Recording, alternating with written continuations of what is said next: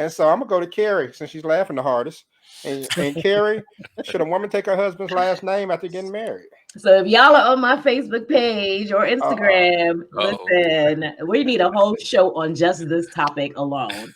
Okay? Because I am not taking nobody's name, period. The Mm. thing is, guys like to say, well, you should take my name. It's not a big deal. Well, if it's not a big deal, why can't you take my name? Right? Because then what you're saying is that to me, it comes off with like a level of ownership.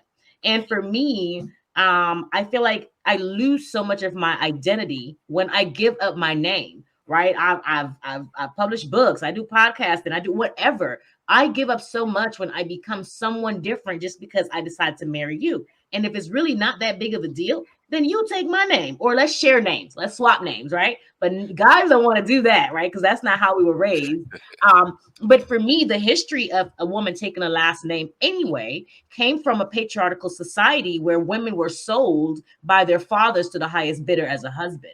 And so for me, knowing that history, for me, we got to get outside of that mindset, right? And so I don't think the love is any different.